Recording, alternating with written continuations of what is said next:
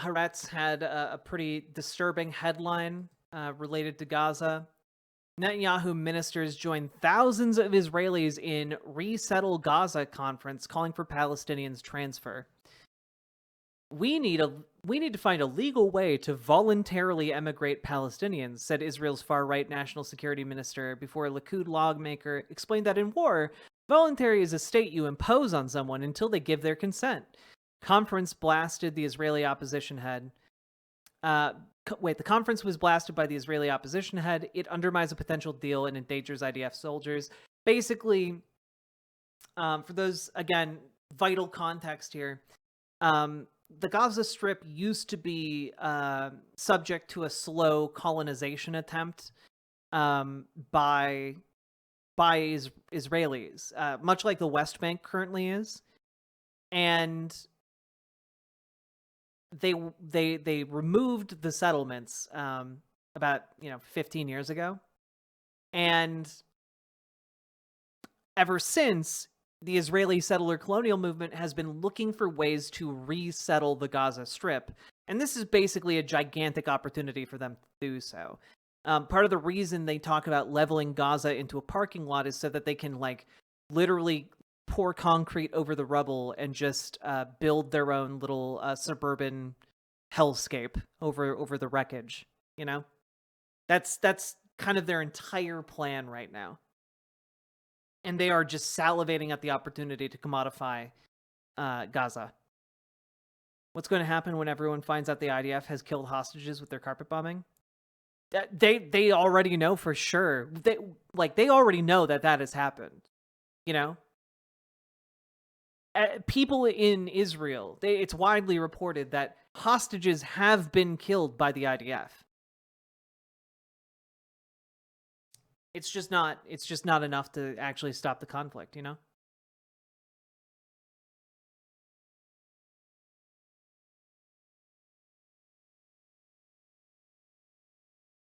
Yeah, that is what pushed the families to protest Netanyahu, right? That they're kidnapped kids were killed by the IDF.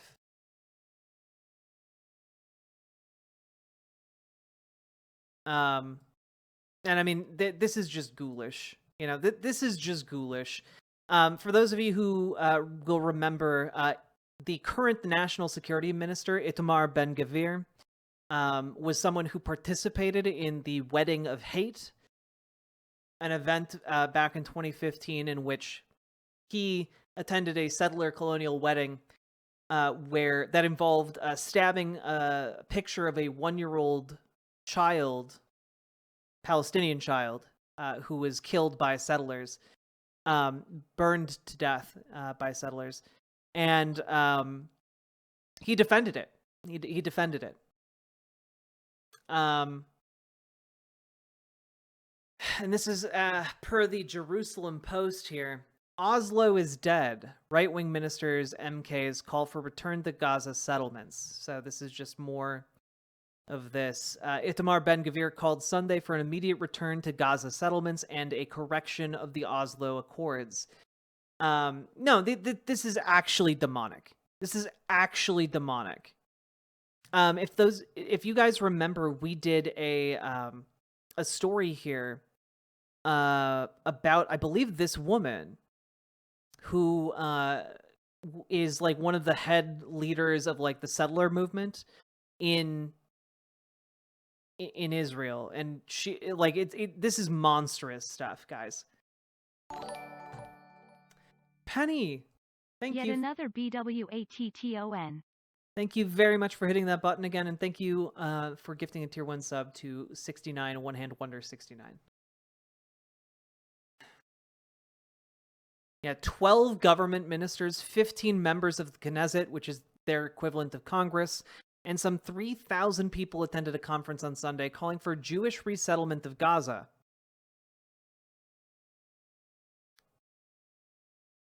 I just... They've killed 30,000 people in Gaza and displaced 2 million of them and they're already holding conferences talking about how they're going to most effectively take away everything left.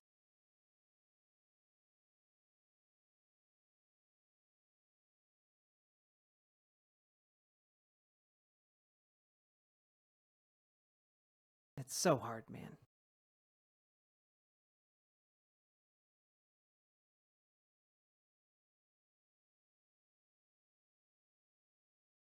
Head of the Shamran Regional Council, Yossi Dagan, said, "After the Shoah we suffered on October 7th. True.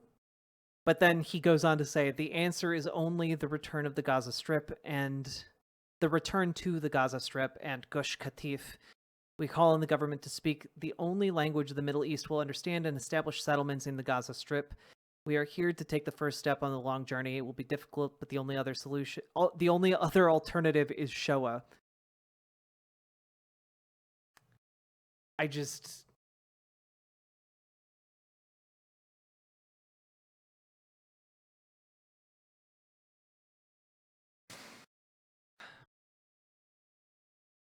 What he's saying here is that they need to put settlements and begin the long, slow ethnic cleansing that has been going on in the West Bank, in the Gaza Strip. Otherwise, the only alternative they have is massacring the Palestinians.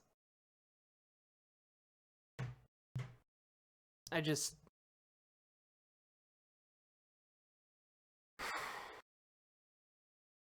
They've started pulling construction workers from India to replace the thousands of Palestinian workers that lost work privileges after the 7th. They need a workforce to rebuild the settlements. Yeah. It's so much, guys. Like, the situation is so bad.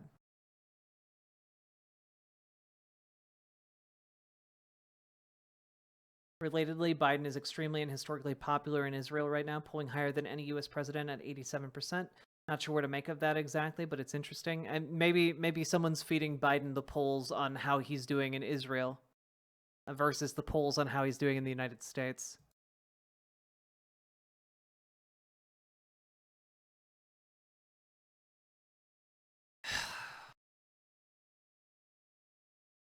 It's bad, guys. There's no way to sugarcoat it other than to return to the beginning of the segment, which is to reiterate that I genuinely hope that they get a 2-month-long ceasefire to potentially cool this conflict off and bring about a lasting peace that does not involve these ghouls being able to forcibly continue the displacement of Palestinians in the Gaza Strip via settlements.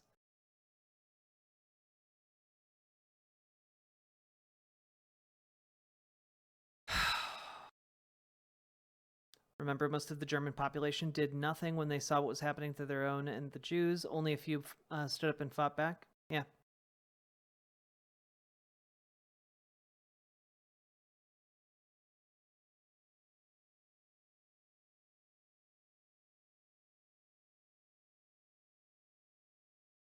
Hey, Polly has his cracker. Yeah, you missed a lot. We just finished our Israel segment. And I feel like I want to cry.